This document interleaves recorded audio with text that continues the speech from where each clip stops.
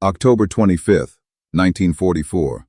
The Philippine Sea, east of Samar Island. A single American destroyer, 2,700 tons, 5 guns, 10 torpedoes, spots something on radar 17 miles away. 4 battleships, 6 heavy cruisers, 11 destroyers. The flagship, Yamato, the largest, most powerfully armed battleship ever built. 72,000 tons, 9 18.1-inch guns, each shell weighing 3,200 pounds. The mathematics are not close. Yamato alone outweighs USS Johnston by 30 to 1. Her main battery can fire accurately at targets 26 miles away. Johnston's guns are effective at 9. By every standard of naval warfare, what happens next is impossible. Johnston's commanding officer, Commander Ernest Evans, a half-Cherokee man from Pawnee, Oklahoma, who once told his crew, "I intend to go in harm's way, and anyone who doesn't want to go along had better get off right now," does not order a retreat.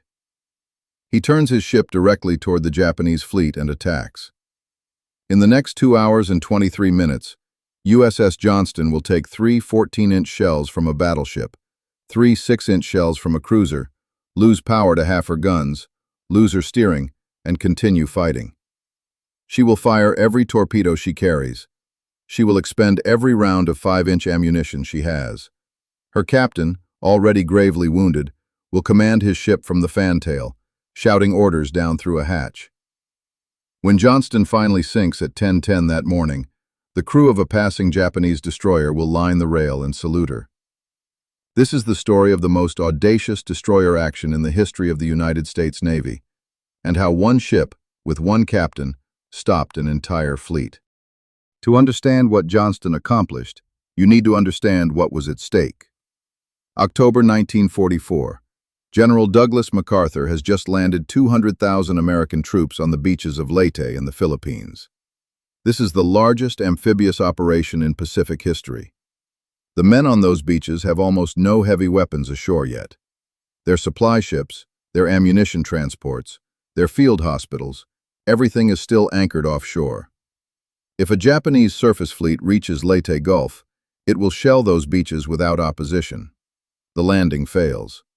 MacArthur's return to the Philippines, 3 years in the making, ends in catastrophe.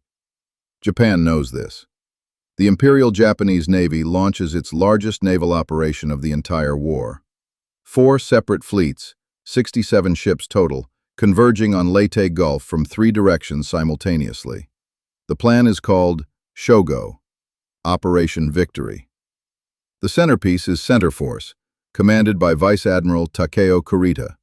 4 battleships, 6 heavy cruisers, 2 light cruisers, 11 destroyers. The most powerful surface striking force Japan has assembled since Midway.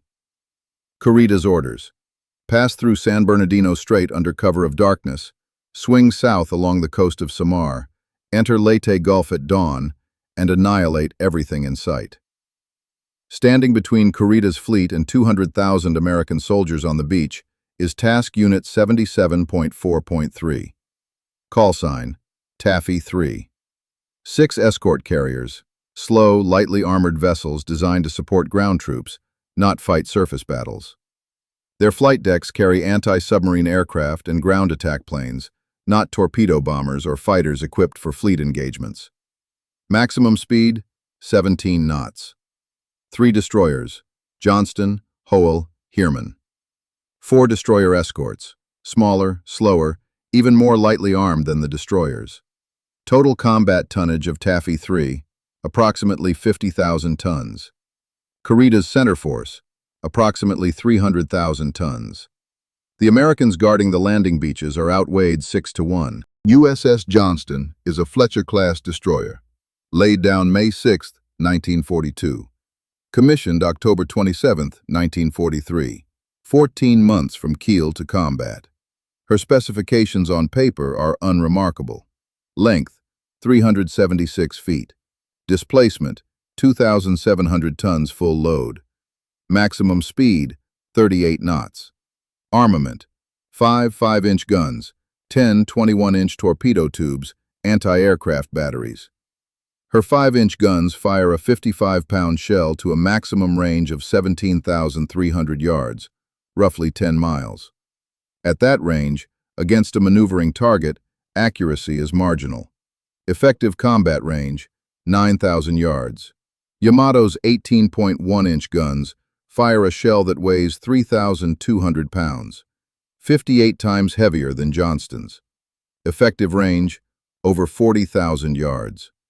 Johnston carries armor 0.75 inches thick on her machinery spaces. A 20mm cannon round can penetrate her hull. None of this is relevant to Commander Ernest Evans. Evans is 36 years old. He is 1/2 Cherokee, 1/4 Creek, born in Pawnee, Oklahoma. He enlisted in the Navy at 17, won an appointment to the Naval Academy, graduated in 1931. By 1942, he has already fought one surface engagement, the Battle of the Java Sea, where the Allied fleet was destroyed. He has seen what happens when destroyers face cruisers and battleships without support. He took command of Johnston at her commissioning ceremony. His speech to the crew contains one sentence that defines everything that follows. "This is going to be a fighting ship. I intend to go in harm's way, and anyone who doesn't want to go along had better get off right now." No one got off. By October 1944, Johnston has supported landings at Kwajalein, Eniwetok, and Guam. She has sunk a Japanese submarine. She has sailed 100,000 miles. Her crew knows their ship. They know their captain. What they do not know, as they take station east of Samar on the night of October 24th, is that Admiral Halsey, commanding the main carrier fleet, has taken every fast battleship and carrier north to chase a Japanese decoy force, leaving San Bernardino Strait completely unguarded. At 11 p.m. on October 24th, Kurita's entire center force passes through San Bernardino Strait unopposed. No one tells Taffy 3. 6:45 a.m., October 25th, 1944. Johnston's SG surface search radar picks up contacts 17 miles to the northwest. At first, the operators think it may be a friendly force. Then the lookouts see them. Rising above the horizon, the distinctive pagoda masts of Japanese battleships. Pagoda masts, tall, multi-tiered structures that are architecturally unique to the Imperial Japanese Navy. No American ship has them. No ship has them except the Japanese. The entire center force, Yamato, Nagato, Kongo, Haruna, 6 heavy cruisers, 2 light cruisers, 11 destroyers, is 17 miles away and closing at 25 knots. At 6:58 a.m., Kurita opens fire. The first Japanese shells land among Taffy 3 and colored columns of water, dye-marked so each ship can track its own fall of shot. Red, yellow, green, purple. The sea around Taffy 3 erupts in color. Rear Admiral Clifton Sprague, commanding Taffy 3 from his flagship Fanshawe Bay, immediately orders his carriers east at maximum speed, 17 knots, and broadcasts an emergency message on every frequency. Under attack by heavy Japanese surface forces, request immediate air support. He knows the message may save them. He also knows it will take time.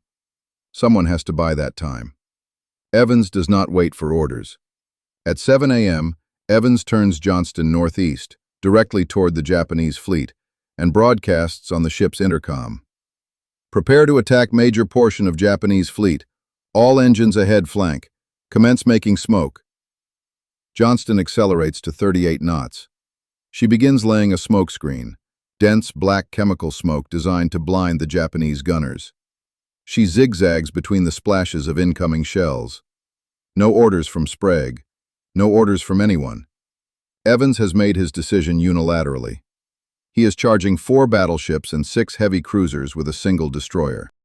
For the first 20 minutes, Johnston charges into a wall of incoming fire. Japanese shells of every caliber are aimed at her. Battleships, cruisers, destroyers, all shooting simultaneously. Johnston's own guns are not yet in range. Her 5-inch battery cannot reach the Japanese at this distance.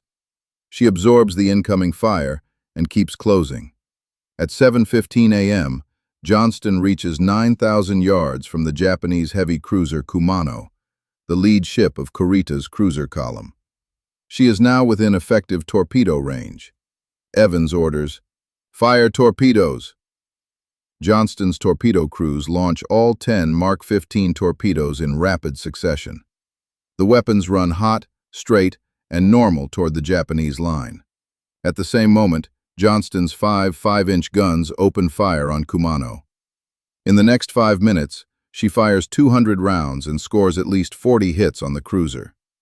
At 7:25 a.m., at least one torpedo strikes Kumano. The explosion blows off her bow. Kumano drops to 16 knots. She is out of the battle. Then a 14-inch shell from one of the Japanese battleships finds Johnston. The explosion tears through her engine room. She loses power to one engine. Speed drops from 38 knots to 17. A second 14-inch shell hits the bridge. A third hits her amidships. 3 6-inch shells from a cruiser strike in rapid succession.